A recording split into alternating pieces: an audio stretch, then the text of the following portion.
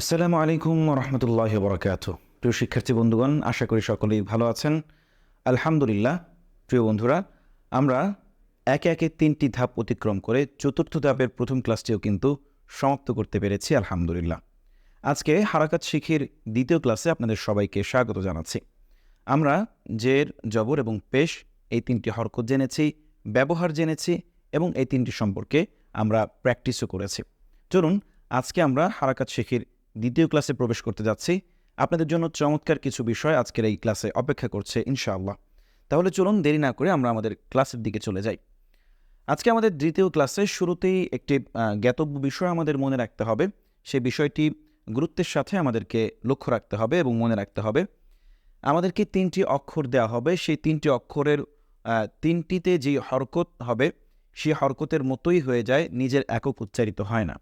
এখানে একটা জিনিস মাথায় রাখা প্রয়োজন, সেটা হলো আমরা এর আগে বলেছিলাম যে যখন কোনো হরফের সাথে হরকত উচ্চারিত হয় তখন সেটা আমরা যে হরফটার উপরে হরকত দিব সে হরফের একক উচ্চারিত হবে।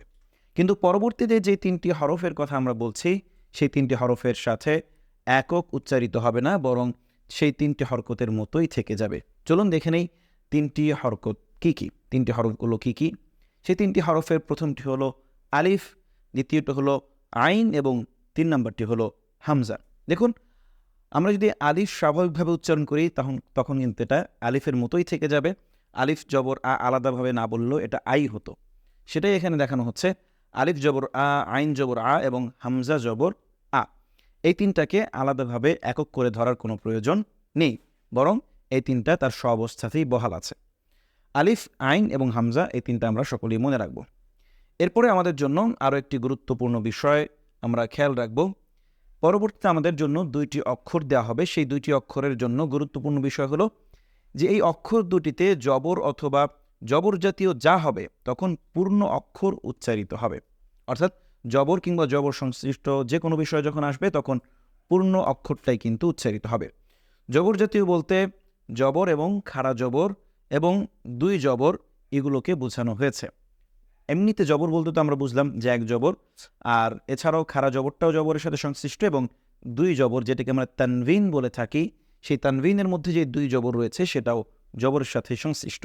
তাহলে চলুন দেখি সেই 2টি অক্ষর বা 2টি হরফ কি কি। প্রথম অক্ষরটি আমাদের সামনে চলে এসেছে, সেটি হলো ওয়াও এবং পরবর্তী হরফটি হলো ইয়া। ইয়া 2 রকমের, এখানে 2 ভাবে দেখানো হচ্ছে। মূলত অক্ষর 2টি, ওয়াও জবর ওয়া এবং ইয়া জবর ইয়া। এগুলো জবর থাকলে জবরের সাথে সংশ্লিষ্ট এরকমই বহাল থাকবে, এটা আমরা মনে রাখবো, ওয়াও এবং ইয়া। এরপরে আমাদের জন্য আরও একটি গুরুত্বপূর্ণ বিষয় অপেক্ষা করছে, সেটি হলো 8টি হরফ, 8টি অক্ষর, যেটা আমরা কিন্তু লাস্ট ক্লাসের একেবারে শেষে কুইজের মাধ্যমে আমরা জেনেছি যে সেগুলোকে আমরা বলেছিলাম আল হরুফুল মুস্তাআলিয়া। সে 8টি হরফ, এই 8টি হরফে যদি জবর হয় তাহলে আকার উচ্চারিত না হয়ে একক উচ্চারিত হয়। এটা আমরা মনে রাখবো, আকার উচ্চারিত হবে না বরং একক উচ্চারিত হবে, কিন্তু এককের সাথে অয়ের মতো উচ্চারণ থাকবে। এককের সাথে অয়ের মতো উচ্চারণ থাকবে। চলুন আমরা একটু প্র্যাকটিক্যালি এটা আমরা বোঝার চেষ্টা করি। আচ্ছা আসুন, প্রথমেই যদি দেখি খ, খয়ের উপরে যদি জবর দেই তাহলে আমরা স্বাভাবিকভাবে এর আগে প্র্যাকটিস করেছিলাম লাস্ট ক্লাসে যে খ যোগ আকার সমান হলো খ, বা বাংলায় যদি আমরা বলি খা। কিন্তু আমরা কিন্তু খা উচ্চারণ করি না, আমরা কি উচ্চারণ করি? খ উচ্চারণ করি। অর্থাৎ তখন কিন্তু এই যে আপনার আকারটি রয়েছে এই আকারটি কিন্তু পড়ে যায়। এই যে দেখুন, আকারটি কিন্তু আর থাকছে না। হ্যাঁ, আকারটি কিন্তু শেষ হয়ে যাচ্ছে, ভ্যানিশ হয়ে যাচ্ছে, মুছে যাচ্ছে। আমরা মূল অক্ষরটাই, মূল এককটাই কিন্তু ব্যবহার করছি। হ্যাঁ, মূল এককের সাথে অযুক্ত উচ্চারণ হচ্ছে। হ্যাঁ, অধ্বনি প্রত্যেকটা হরফের সাথে আমরা করছি। সো আমরা এটা মনে রাখবো। এরপরে আসুন দেখি র। ঠিক রয়ের ক্ষেত্রেও র জবর র, আমরা যদি বাংলায় আমরা যদি একটু উচ্চারণটা লিখতে যাই তাহলে এভাবে লিখে থাকি যে র যোগ আকার সমান র। আমরা লিখছি কিন্তু র আকার, বা বাংলায় যদি আমরা বলি রা, কিন্তু আসলে কি আমরা রা উচ্চারণ করছি? না, আমরা তো উচ্চারণ করছি র। তখন তো আমরা আকারটা উচ্চারণ করছি না, বরং এককটাকে ঠিক রেখে আমরা শুধু রটাই উচ্চারণ করছি, আকারটা মুছে যাচ্ছে, ভ্যানিশ হয়ে যাচ্ছে। সো এখানেও আমরা দেখতে পাচ্ছি যে এখানে আকারটা মুছে যাবে, ভ্যানিশ হয়ে যাবে। তাহলে র, এটা কি উচ্চারণ হবে? র। আকারটা কিন্তু আমরা এখান থেকে মুছে ফেলবো, ব্যাস মুছে গেল, রটাই মূল থেকে গেল। এরপরে যে হরফটি রয়েছে একইভাবে 8টি হরফের অবস্থা কিন্তু একই রকম। সদ জবর স, যদি আমরা এখানেই করি স যোগ আকার সমান, আমরা যদি বলি সা, কিন্তু আসলে এখানে সা বা সা আমরা উচ্চারণ করছি না, বরং আমরা স উচ্চারণ করছি। তো সেই অবস্থায় কি হবে? আকারটা এখান থেকে মুছে যাবে, ভ্যানিশ হয়ে যাবে। তাহলে এখান থেকেও কিন্তু আকারটা শেষ হয়ে যাচ্ছে। দেন এখানে দ জবর দ, একই কথা। বাংলায় আমরা দ যোগ আকার সমান দা লিখছি, কিন্তু উচ্চারণ করছি দ। তাহলে আকারটা থাকছে না, আকারটা এখান থেকে পড়ে যাচ্ছে। এরপরে ত এর ক্ষেত্রে একই কথা, ত জবর ত, ত যোগ আকার সমান তা, কিন্তু উচ্চারণ করছি ত, সুতরাং আকারটা ভ্যানিশ হয়ে যাচ্ছে। এরপরে জয়ের ক্ষেত্রে একই কথা, জ জবর জ সমান হলো জ যোগ আকার সমান যা, কিন্তু উচ্চারণ করছি জ, সুতরাং আকারটা এখান থেকেও ভ্যানিশ হয়ে যাচ্ছে। এরপরে আমরা যদি দেখি গয়নের ক্ষেত্রে ঠিক একই রকম, গ যোগ আকার সমান গা লিখছি, কিন্তু পড়ছি গ, তাহলে এখান থেকেও কিন্তু আকারটা সরে যাচ্ছে। এবং সর্বশেষ কফের ক্ষেত্র, কফ জবর ক, আমরা ক যোগ আকার সমান কা লিখছি, কিন্তু উচ্চারণ করছি কফ ক, সুতরাং এখান থেকে আকারটা সরে যাচ্ছে, নিঃশেষ হয়ে যাচ্ছে। তো এই ছিল আমাদের হরফে মুস্তাআলিয়া, এগুলোর 8টা যে হরফ, এই 8টা হরফের মৌলিক বিষয়। এখন আমাদের আরও একটা জেনে রাখার বিষয় হলো যে একই সাথে কোনো হরফে একাধিক হরকত ব্যবহৃত হয় না। এটা কিন্তু আমরা লাস্ট ক্লাসেও আপনাদেরকে জানিয়ে দিয়েছিলাম। দেখুন, এখানে একই সাথে নুনের উপরে জবর এবং জের, এটা কিন্তু হবে না, ঠিক আছে? এটা আমাদেরকে মনে রাখতে হবে। একই সাথে মিমের উপরে পেশ এবং জবর দুইটাই উচ্চারিত হবে না। একই সাথে লামের উপরে জবর, পেশ এবং জের এগুলো থাকবে না, বরং যে কোনো একটি হরকত এখানে থাকবে, হয় জবর, না হয় পেশ, না হয় জের। সুতরাং এটা কিন্তু আপনারা খুব ভালোভাবে মনে রাখার চেষ্টা করবেন ইনশাআল্লাহ। আসুন, ঠিক একইভাবে আমরা যেভাবে বললাম যে একই হরফের মধ্যে একাধিক হরকত হয় না, ঠিক একইভাবে খারাজের খারা জবর উল্টা পেশ এগুলো কিন্তু একটির বেশি হয় না, ঠিক আছে? ব্যাস। এরপরে আমরা যদি আমাদের শেষের দিকে চলে যাই, এখন আমরা যে এই যে শিখলাম, এগুলো আমরা প্র্যাকটিসের মধ্যে নিয়ে আসবো। প্র্যাকটিসের মধ্যে কীভাবে নিয়ে আসবো? আসুন আমরা প্র্যাকটিস করা শুরু করি। খ জবর খ, সদ জবর স, র জবর র, এভাবে প্রত্যেকটা হরফ আপনি পার্ট বাই পার্ট কী করুন, প্র্যাকটিস করতে থাকুন। ত জবর ত, লাম জবর লা, বা জবর বা, জ জবর জ, লাম জবর লা, মিম জবর মা, কফ জবর ক, র জবর র, হামজা জবর হা। এভাবে আপনারা কী করুন, প্রত্যেকটা প্র্যাকটিস করতে থাকুন, রিপিট করতে থাকুন, বারবার প্র্যাকটিস করতে থাকুন।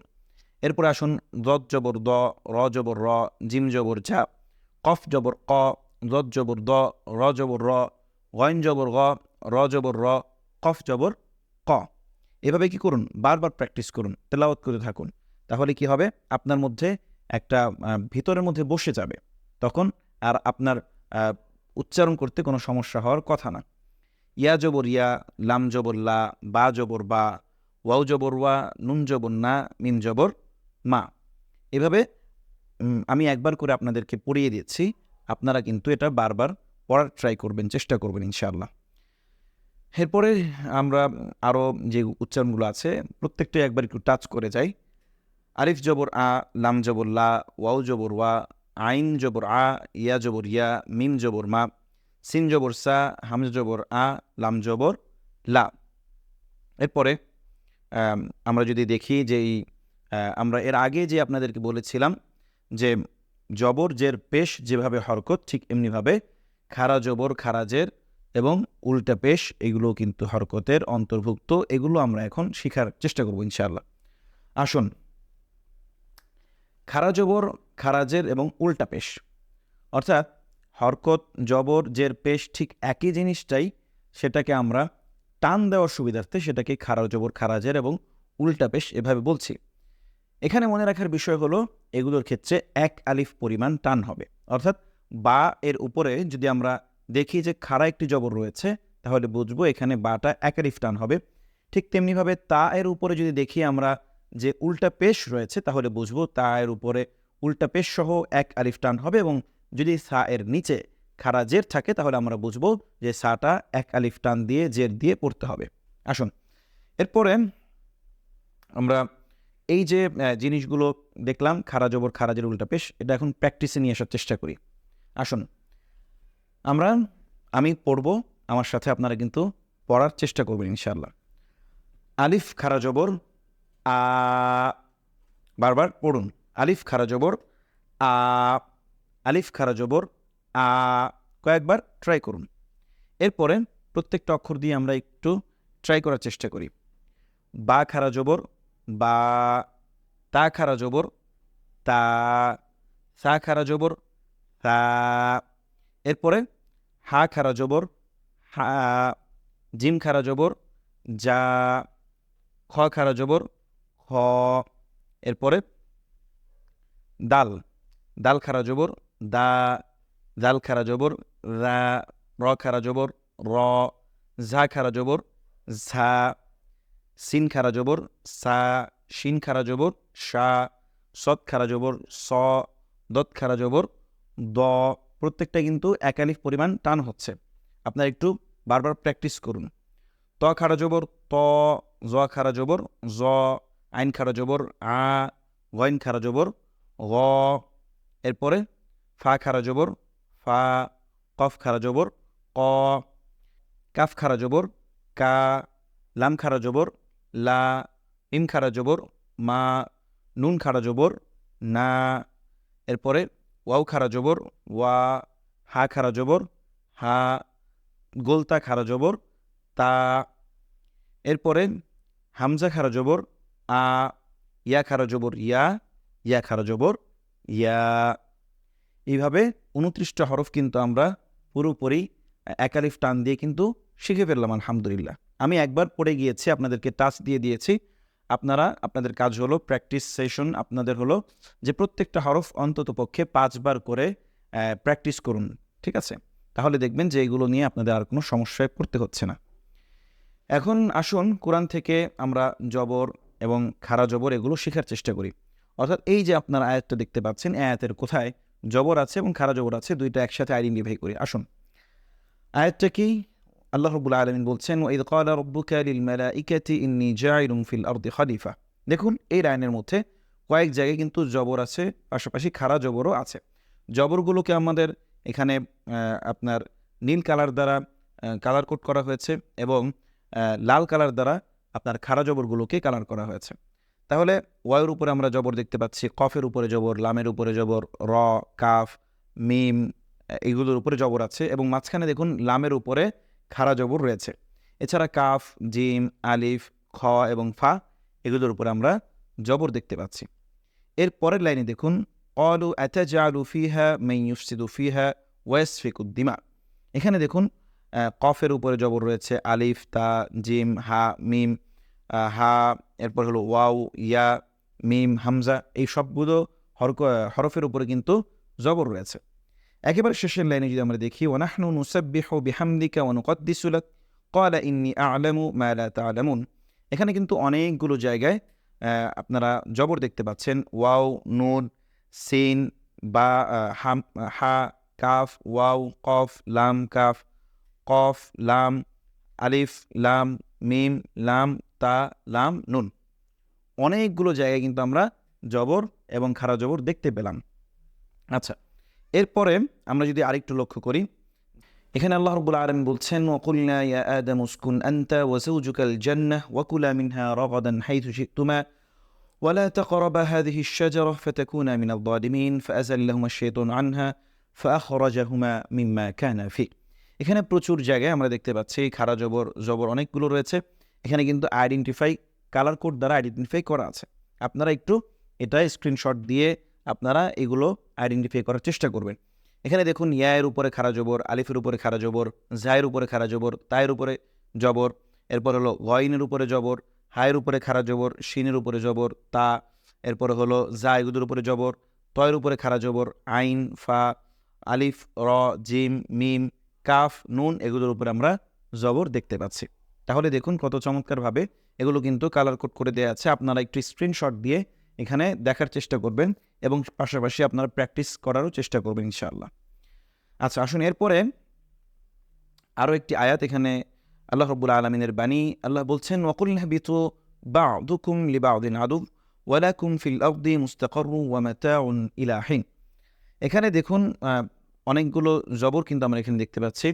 ওয়াও, নুন, এরপরে হলো আপনার বা, এরপরে আবার বা, আইন, ওয়াও, লাম, এরপরে হলো আপনার আলিফ, এরপরে হলো তা, কফ, মিম, তা, হ্যাঁ, এবং এখানে সর্বশেষ আমরা দেখতে পাচ্ছি লামের উপরে একটি খাড়া জবরও রয়েছে।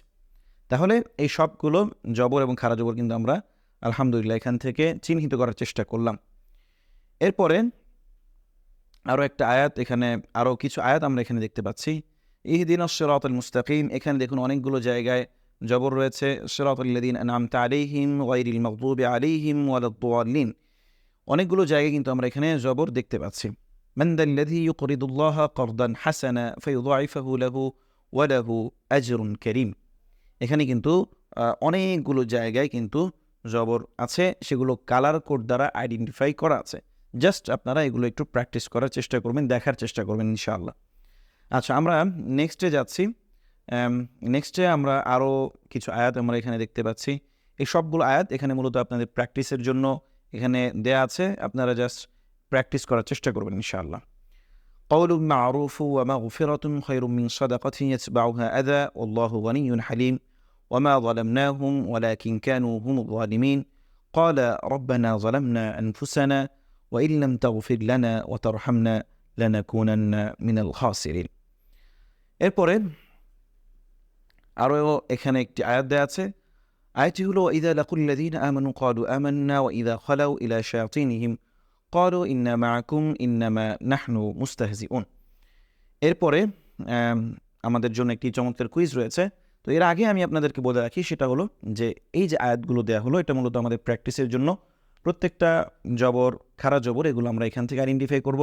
এছাড়াও আমরা এখান থেকেও জের এবং পেশের চিহ্ন কিন্তু আমরা এখান থেকে নিতে পারি। আচ্ছা, কুইজটি কি? কুইজটি হলো আলিফ, আইন এবং হামজা এই তিনটি অক্ষরে জবর দিলে কি উচ্চারিত হয়? আমরা কিন্তু আজকের ক্লাসের একেবারে শুরুর দিকেই এ বিষয়ে কথা বলেছি, জেনেছি। আসুন উত্তরটা কি হবে আমরা আবারও আরেকবার জেনে নেওয়ার চেষ্টা করি। উত্তর হলো সবগুলোর উপরে যদি আমরা জবর দেই তাহলে আ বা স্বরে আ এই ধ্বনিটাই কিন্তু উচ্চারিত হবে। খুবই সহজ। এটা কিন্তু আমরা ক্লাসের শুরুতেই আপনাদেরকে জানিয়ে দিয়েছিলাম, শিখিয়েছিলাম। আলহামদুলিল্লাহ, আশা করি এটা সকলেই পেরেছেন। প্রিয় বন্ধুরা, ধন্যবাদ সবাইকে আমাদের সাথে এতক্ষণ এই ক্লাসগুলো করার জন্য, এবং আশা করি আপনারা যদি এই ক্লাসগুলো এভাবে কন্টিনিউ করতে থাকেন, আপনাদের এর আগে যেভাবে যুক্ত অক্ষরে আপনাদের সমাধান হয়েছে আলহামদুলিল্লাহ খুব সুন্দরভাবে শিখে গেছেন। এই হরকতের এই ক্লাসগুলো করলেও কিন্তু আপনারা সমস্ত হরকত কিভাবে, কোন জায়গায় কিভাবে হবে, এগুলো কিন্তু আপনারা শিখে যেতে পারবেন ইনশাআল্লাহ। আশা করি আপনারা মনোযোগ সহকারে আমাদের এই ক্লাসগুলো করার চেষ্টা করবেন, থাকবেন ইলমে দ্বীনের সাথে। ধন্যবাদ সবাইকে। দেখা হচ্ছে আগামী ক্লাসে। সে পর্যন্ত সকলেই ভালো থাকবেন, সুস্থ থাকবেন। আসসালামু আলাইকুম ওয়া রাহমাতুল্লাহি ওয়া বারাকাতুহু।